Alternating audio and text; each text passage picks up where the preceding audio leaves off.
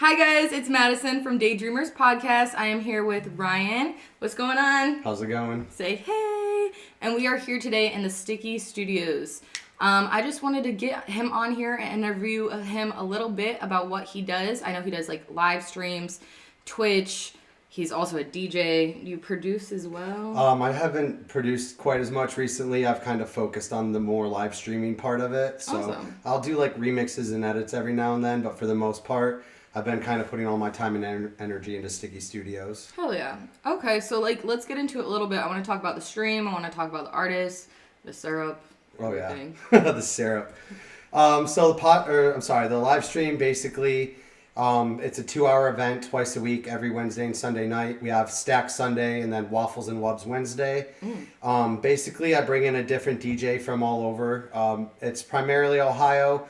I get Cleveland, Cincinnati, Columbus, Kent, Dayton, Akron, people from all over. That's the whole entire state. Yeah, I have some people from Michigan have made it up here. One guy drove 8 hours. Shout out Voidmonger. He came Hell yeah. 8 hours from like Kalamazoo to play on it. We can link him in. We can link him in. For sure. I have somebody from Pennsylvania coming next week playing as well. So Word. So yeah, they get 2 hours to play. They get by themselves. They play a little with me and then with the friend they bring with them.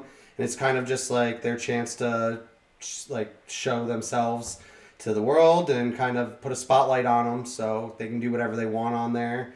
We have a lot of fun, interact with the viewers a lot. And since you mentioned the syrup, yeah, this syrup right here, if they get $200 in donations from all the viewers, then I dump a bottle of syrup on their head. Hell yeah. Yep, it's probably been about 28 or 29 different people I've done that to at this point. So that's amazing. Oh yeah, I mean it's a really good way to kind of get the viewers to interact and kind of like show support and donate to the artist because it's a fun way and we get quite a bit of viewers on there too. So like $200 split among like 50 to 100 viewers isn't that bad. It's only a couple bucks a piece and it goes a long way. I mean, I've had some people leave here with close to $700. That's amazing. Most people leave with about $50 to $100, which amazing. Still isn't bad for a little 2-hour gig. Right. So. That is very, very cool. I like, I'm not super big into technology and stuff like that, so watching you do the lives is really cool, so I can watch it from my house. Do you do shows live too? Yeah, so on the second Wednesday of every month, I do Thump, which is a free event at Scully's Music Diner here in Columbus. Okay, cool. Which is, again, kind of just like another showcase of a bunch of up-and-coming talent. And is that majority like EDM or DJs or like what type of genre of music is Thump? So it's DJs and they can play. It's kind of open, whatever they want. We have house DJs, drum and bass, dubstep. I mean, it's really up to whatever the person wants. Awesome. Yeah, and it's like another way of kind of getting new people into the scene because it's Thump's thrown by my best friend's party. So we Shout out Nick Reed. Yep, Nick, Alex, Bryson, and Brandon. Yes. And we kind of just put people on it and let them play up there. And, if they do good, then we give them an opening slot. So those are two ways. If you're watching this and you want to know how to get into the scene, just play a Thump or play a Sticky Studios live stream. And that's how we get you guys in the rotation. Awesome. I use a green screen and I use a lot of virtual stages. So with that, I can kind of make the background look however I want it to. I have probably about 10 or 15 different stages that I use in rotation right now. Most of them have like a little tiny crowd down in the bottom. So it looks like you're playing for a club. And I have like a visualizer that uses AI technology. It reads off of the music and like changes all the visuals and stuff like that. So it gets looking pretty interesting on there. That's really cool. Yeah, it kind of really draws the attention because you'll be like, if you're scrolling through Twitch or whatever, you just see this stage and a DJ up there with like lights, lasers, and a little crowd bouncing around. That's amazing. So you go and check it out. I think it's a little bit more fun than just kind of like a backdrop of a room or whatever in it, just that little stage feel. Plus, it gives the DJ when they look up and they get to see it on the TV, it's like, oh, I'm on a cool stage. And, it's a little bit more fun that way, I think. That's definitely different. I did get to see a few of them where I was like, this feels like where they almost stream like Lost Lands and it just looks like couch, Couchlands type of thing. yeah. Yeah, I mean, I always try to make it a lot of fun too to kind of bring that engagement in there. Like the DJs can talk. I've had Scribble on a few times. He's probably one of my most fun people to have on here. he's done all sorts of things to kind of get the viewers watching. Like one time he paused the music at like a really weird like little loop, and it just kept like looping really annoyingly. And he said he wasn't going to stop it until he got a $50 donation. Oh my god. Yeah, he got a $50 donation pretty quick. That is so sweet. Yeah, he's also Scribble's also read a book online. Like he stopped the music and read a book during his live stream. So that was pretty fun. Like he has a lot random of fun stuff. That is so funny. Yeah, Scribble has probably made the most money out of all my live streams here. The few times I've had him, he's made like $400 and something on one. It's he's made because like he takes his shirt off. So that doesn't happen until later on. Oh, okay. So that's like it's a build-up. I think he did give away a subscription to his OnlyFans during one of his streams too. So oh my god. He does funny stuff. Shout out Scribble for sure. That is so funny. Yeah, he was definitely on the podcast earlier, few episodes back. Great guy. We'll link his stuff in as well. He actually helped me out with the place to stay over the weekend, so I do really appreciate him and everybody else at the house. It was super nice of them to let me do that. Let's talk about how you kind of choose your bookings for the live streams. Like who do you... So I kind of made it really like just open. I don't really reach out to too many people. I will like if I know somebody like that needs to kind of be on it that I haven't seen on it in a while and I see him out in public, I might hit him up and like, hey, let's get a date. But 99% of the time it's people hit me up and they reach out to me. Either like their friend sends them to me or somebody's like, hey, I saw this person, you should put them on. So most of it is up to the DJ reaching out to me. I do get booked up really fast. Like I've been booked up for this whole entire year since April. That's amazing. Yeah. And I'm starting 2024 already, but I think I'm going to open it up a little bit slower and give people like 2 or 3 months out instead of doing the whole year. So when I get that far out, it gets a little chaotic. Yeah, that's definitely hard with booking and booking things out. Everything's like super tentative, but that's okay. It's also like it stinks when I get that far booked out too, because I'll see somebody out there. I'm like, oh shoot, I really want to have you on this live stream, but my next spot's not till December and it's like March. So that gets a little frustrating sometimes. So I'll probably keep it to like 2 or 3 months out. Plus I like to give everybody a chance. I try to get as many new people as I can. You know, if we have to do, I don't want to say have to, but I do have people come back over multiple times. Like I said, Scribble's been on 2, 3, maybe 4 times. That's awesome. But I try to, I try to keep it to as many new faces as possible. So if you haven't been on a stream yet, hit me up. You get priority bookings. Hell yeah, that's so cool. I love that. Let's see what else. I know I had another question for you. You're also a DJ, so you don't really talk about that a lot because you're promoting Sticky Studios, but yeah. So I mean, I guess I haven't really put it on the back burner. I still play shows like crazy, but my main focus has been on the Sticky Studios. It's really what I want to do. My ultimate goal is like to create a radio station with it. And I'm at the point where I don't really see myself as like a DJ touring the country or the world or anything like that. I mean, I'm kind of taking like a step back from that. Yeah, I like my role where I'm at now. Like at this point, I can pretty much, if I see a show I want to play, I can play it. I've pretty much gotten to where I like and I'm in a comfortable spot as a DJ, which I guess I should say, if you don't know, I'm Brkfst Club, Brkfst Klub. So that's me, and that kind of ties in with the whole Sticky Studios. I'm really on branding. Everything's, pancakes, waffles, syrup type of stuff. So he was roasting me today because I was like, I haven't got to see this, like, the syrup being poured. Because I was like, yeah, put the buttermilk right there. And he was like, you haven't watched that? I'm like, not quite yet, but we'll get there. Because I guess it happens later on. But yeah, so the syrup happens at the end of the live stream, but it only happens if someone makes $200 in donations. Like I said, it doesn't happen every single time, but it does happen a lot. I'd say probably like 30 or so people, like, in 3 years. So I mean, it's about one a month or so. Sometimes it happens like back-to-back weeks, or I think I've had like 5 in a row one time where 5 streams. And I mean, it all really depends who's watching. So like if you guys have a friend watch or playing the live stream, just tune in. Even $2 goes a long way, and they get to go home with the money. Awesome. So a lot of these guys, most gigs a DJ makes, like, you're probably getting like $50, maybe $75 if you're lucky.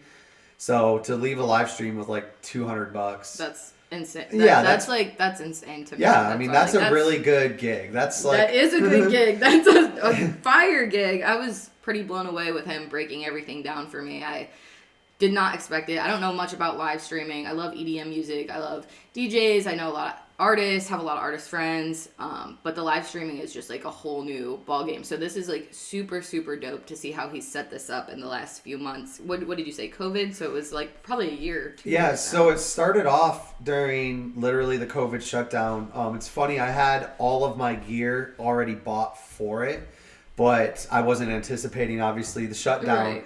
I had a different idea that I was going to do. And then once we weren't able to throw shows anymore, I kind of just decided that I was going to start doing live streaming. And the first, 10 or 20 streams was a full-on event that would have been at a venue. So I had like a couple space camps at my house. I did a couple of booms where we had a full 5 or 6 hour I lineup. love Space Camp. I didn't know that you did that. That's so cool. Yeah, that's how it started off. I just had everybody come over, and it would be a full show lineup for 5 or 6 hours, and we'd live stream it, and that's how everybody watched. But then when everything kind of opened back up, and a lot of people stopped streaming that were like streaming during the shutdown, I had already had like over 500 or 600 followers on Twitch. So at that point, I was like, well, it seems kind of silly to just give this up. So that's when I kind of transitioned and switched it into what I'm doing now, which is more of like the star search, if you want to call it, or whatever. It's beautiful though. That's really cool. So I changed it down to just 2 hours and picked one person, and they bring a special guest with them, and they play with me, and they're guests and by themselves, and so they get to bring a special guest as well? Yeah. So if they book with me, they've got 2 hours. They play 45 minutes solo, 30 minutes with me, and then the last 45 minutes of the stream is whoever they bring with them. Awesome. And I think that's really nice. That's really nice. I think it's a lot of fun too, because like their solo set is when, that's like their chance to show off, and that's like the part of the video I post onto YouTube and kind of like send it out to other promoters, like, hey, this guy deserves a shot, look at what they did. And then with me is kind of just to get a gauge on, what they know and stuff, because if I'm going to book them for a show to play a stage, I need to know that they know how to use the equipment and all that. Plus, like, it's a free lesson for me. Yeah, that's smart. Super smart. Yeah. I see you. Yeah. I definitely see you. Plus, like, I grew up learning how to DJ by playing with everybody. Like, when I first learned, I lived with Vlex, if you know him. That's Alex from My Best Friend's Party. So him and I literally just DJ'd 24 hours a day. I mean, we lived together, and then we had other friends come over. I had like Summit, BBX, John O'Matic, aka Drummondite now, Trenches, pretty much the whole entire... Trenches, yeah. Yeah, man, like all those guys, they pretty much lived at mine and Alex's house, and it was just DJing all the time, and that's how I learned a lot, was just playing with other people. So I kind of take that into this, and when I'm playing with somebody on the live stream, it's like, hey, I'm going to teach you some stuff, and you're going to teach me some stuff. Whether it's what to do or what not to do, we're going to learn here. So I really encourage that, and that's why I also make them bring a friend, just to kind of... Comfortable. Yeah, and also just to like, you do a lot of different things when you're playing with somebody than when you play by yourself. This is true. So it really shows like... You can kind of like feed off of each other, show... Yep. And your diversity. Yeah, the diversity and everything. Yeah, and sometimes people don't have a guest that they can bring with them, so I'll set them up with somebody random, and that's always fun too, just to kind of throw two people on and be that like, is really cool. hey, I just met you, let's play music together now. And like, that's so beautiful though, because that's like really when you get like, I feel like the best content, but also like the best creation ever when you get those like juices flowing and yeah, right on the spot. Really Playing something out is good, but also just playing off the rip is the best. Definitely pushes you as an artist. Oh my gosh. Okay, I don't know what else I should ask you, but anything else? I feel like that was good. Those are pretty good questions. That was good. Yeah. Anything else you want to touch on? You want to think about? I don't know. We kind of skimmed over your like DJ career, but I don't know if you want to. Like I said, it's for, yeah. I mean, the Sticky Studios is really what I try to push out. Most people that know me as a DJ know me already, right? And stuff like that. So. That's why I'm pretty sure I've seen you play before. I think I've seen you play before I knew like who you were. Yeah, I mean, I've played in Cincinnati. I've played in Columbus all the Did time. you know who I was? I feel like, I mean, we've been friends on Facebook for a while, but I don't know if that was just like through the scene or or whatnot. I feel like I've definitely seen your stuff. I heard of Dead Tooth before. Yeah, that's cool. And I saw what I hit you up to do this is when I saw you interview with Scribble, because if I see anybody doing podcasts or whatever, I'm like, hey, I want to talk about my stuff. Like, the whole goal of Sticky Studios eventually is to be a radio station. Mm-hmm. And I want it to be like an underground radio station. I want to be playing all of my friends' music. I don't want to have like excision tracks on there and stuff. It'll mostly be like drive home with, Breakfast Club or, that's like, whoever. That's the artist dream right yeah, there. so like my whole point is to kind of make this like a highway to fame for everybody. I want to help all my friends get their music out there, get seen.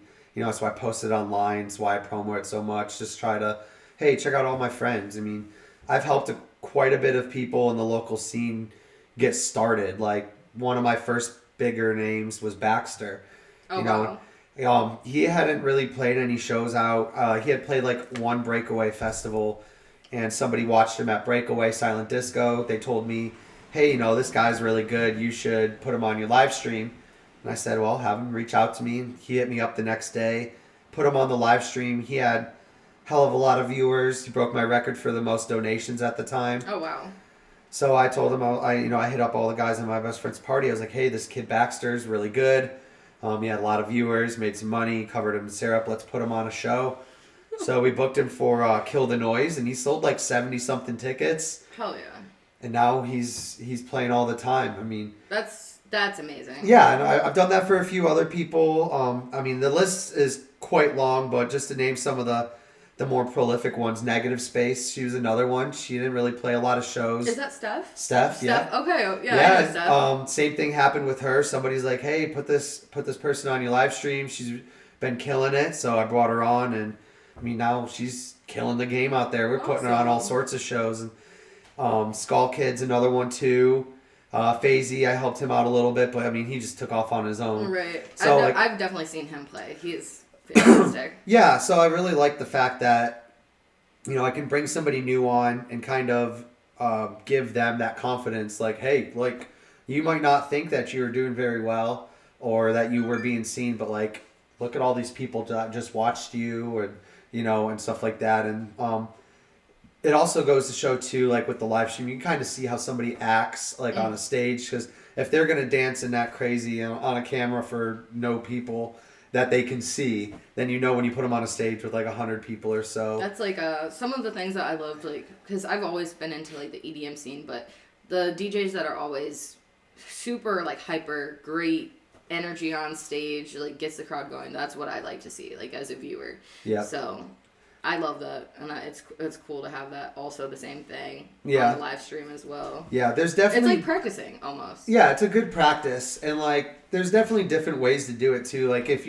some DJs aren't really like super energetic on the stage. Like, I know for myself, like, I'll get hype and stuff like that, but for the most part, I kind of zone out and I just focus on the music, and I might throw my hand up every now and then, and sometimes I might make them bass face and all that, but...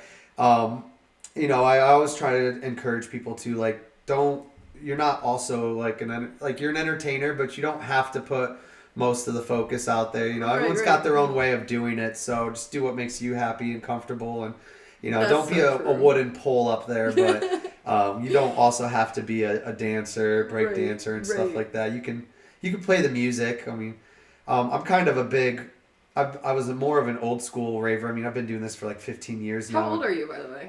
I'm 33. You're 33? So awesome. I've been doing this for a long time, but back in the old school days, and a lot of people don't realize this, but like back in the like 90s and early 2000s, the DJ wasn't ever in the center of the room. Like, sometimes the DJ would be off in a dark corner or like in a separate room, and like, I kind of like that idea, and I wish we could go back to it a little bit more. Like, kind of if you think about it, at a music festival, like at Lost Lands, unless you're on the front row, you're not really like cranking your neck looking up at the DJ. You're just kind of hanging out with the people. You're dancing, you're vibing, you're listening to the music, but you're not like staring at the DJ the whole time. And I think when we have like smaller nightclubs and the person's just staring at the DJ the whole time, it kind of takes a disconnect away from their group or their friends. You know, everyone's sitting there staring forward at the stage, like watching it. And like that is fun and it can be entertaining, but I also think that's just so crazy because I definitely started like raving when I was like 19, 20, I guess, but that's what I grew up with, seeing the people on stage, the lights, the visuals, everything like that. I couldn't imagine being at a show where they're like ducked off in a corner or something, or like in a back room, or in a back room, and you don't even see. But then it's kind of just like a party or a hangout spot. You're hanging out with your friends, you're dancing, you're interacting with other people, and you're still enjoying the music. You know, if a song comes on, you're still gonna be like, oh, and throw down. But now you're in a group with your friends. You're face to face with your friends. You're having a bonding moment with your friends, and so like there's like a pro and a con to both. Someone like me, I'm more introverted. I would love the idea of like, hide me. I'll let my music do the speaking, you know, and stuff like that. But other people are like, no, I want to be in the middle of the crowd. And like, that's obviously really fun too. I enjoy it. That's why, yeah. And I've seen them doing like the 360 shows where they have the It's a DJs. newer thing. Yeah. I've done a bunch of them. You've done a bunch of them? Wow. Yeah. I just did one on Halloween with Hokate. Was that at the Bluestone? Yep. Okay. Yeah. So me and Kristen threw down and that was really great. I've done one with Scribble at the Bluestone as well. I have not been to that. I think I would really enjoy that because I like that like close like connection. Yeah, it's a different being, and I've noticed a lot of the times, or at least in my case. So what is the 360? Sorry to cut you off. No, you're fine. What is the 360 stage, pretty much? It's essentially just a stage in the middle of the floor, and so people can be all around you, and they're usually like we've been doing it with a little barricade that's just as big as the table, so you're kind of on each side. Someone could be right next to you, behind you, in front of you. It's all really close quarters, and it's a lot more fun because at least when I played with like Kristen and Scribble, both of those times when they're playing their songs, I'm like walking around and I'm like dapping up people and like, oh, this is so cool, like giving them hugs and stuff like that. Where obviously if I'm on a stage, I'm not doing that. And I also noticed like they kind of change the dynamic a little bit, and it goes from like less of a musical set to more of like a battle type thing where it's like, oh, that's what you're gonna play, because like when the crowd's that close to you, you get to see them like jumping and like hyping you up and like yelling. You can hear them, where when you're on the stage sometimes you're separated from that a little bit. I did not know that. I mean, you can still hear people and see them, but like, you know, if you're on a stage and there's lights and like they're kind of in front of, or like shining at you, you're looking out there, you might only see the first couple of rows, but when it's 360 and everyone's like right there. And like you play a song and they're all like, oh, and jumping up and down, you know, it gets a little fun. So sick. Yeah, so I think I've done about 4 or 5 of them now, and they're pretty fun. I mean, they're definitely a new thing. They're a play on the old school Boiler Room set. What's that mean? So Boiler Room is basically the same thing. It's just really small area and everyone's standing around you.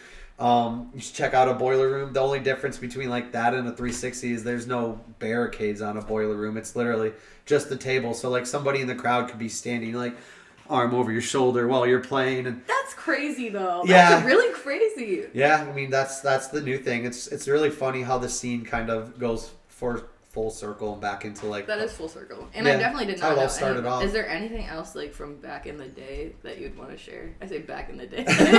Well, if you don't know, raving when it first started off was really kind of like a lot of the like, for lack of better terms, like nerdy, introverted, like not mainstream kids. Like you didn't have, it was kind of in warehouses and like little parties and stuff. And it was like where all the people who didn't fit in at the time kind of went and hung out and did their own thing. Now it's obviously been more like mainstreamized and stuff like that, and which is fine. It's great. It brings more people. It's a lot of fun. But you are starting to see a lot more of that kind of like change again. Like the music evolves and then the crowd evolves, and it's funny to see your different genres. Like now, you know, before you had ravers, but now you have like Candy Kids and Wooks and you know your techno snobs and your headbangers, and it's funny to see all the different like genres of ravers come out, but at the same time they all still like mesh together very well. Like you don't see a fight at a rave very often, and if you do, it's like someone's first time and they don't really know what's going on and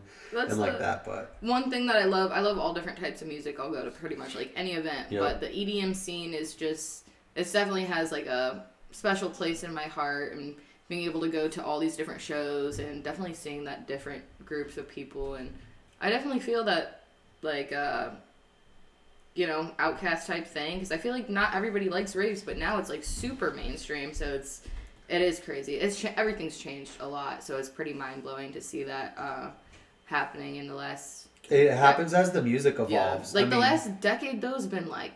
I was like, what? Yeah, I mean, well, it all started off was just like kind of like techno, or like the old school dubstep is when people were like kind of learning how to make electronic music, but now you have so many different subgenres and it's just like exploded up. Like I prefer to play like heavier dubstep or like metalcore or rocktronic or different like subgenres, I guess. So like a lot of guitars and like, so basically I used to listen to heavy metal bands and stuff like that. So it translates into what I listen to now, where people that listen to like pop music on the radio kind of listen to like house music or, you know, like the future bass and stuff like that. That's kind of more... Future bass. Yeah. I mean, it's all sorts of different genres, but it all ties in off of, you know, other music. So it's really fun to see it evolve, because that's what brings in different people. Definitely. What are your goals for 2024? What is your 2024 looking like? What's the goals? So my 2024 goals with Sticky Studios is I want to start doing my podcast and probably get that out either bi-weekly or probably a 2 or 3 a month. I mean, once a month isn't enough for me. I got to do a couple than that. So I'll probably do some podcasting in 2024. It would also be really sweet if I could pick up a third day. I would really love to get to the point where I'm live streaming full time. You have a day job now? I do have a day job now, yeah. So, but I would love to be able to get where I'm just kind of, maybe I'm live every day for 4 or 5 hours, and so I'm trying to find out different ways to do that. Because I mean, I watch Twitch and I see that there's different amounts of viewers watching at different times of the day. So it's kind of like playing the game of, well, if I want to live stream at this day, at this time, what should I do? Mm-hmm. So, like, maybe I'll start doing podcasts live on there, or maybe I'll, like, be cool. Do music reactions, or I'm not sure. So, if you guys are watching and you have ideas what you want to see, let me know.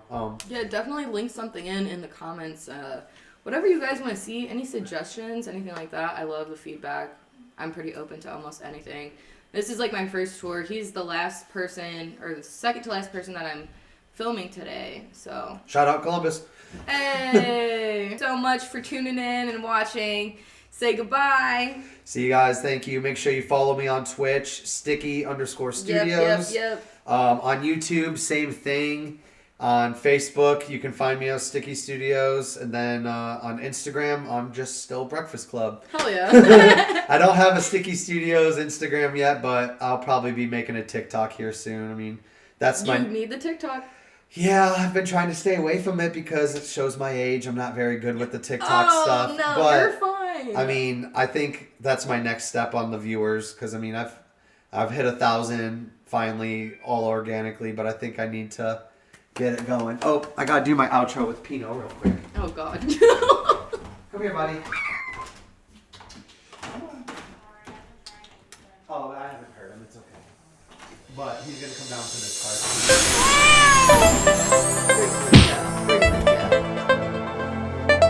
Here's Pino, everybody. He's our Sticky Studios mascot. He likes to come on camera, so he's your free cat cameo.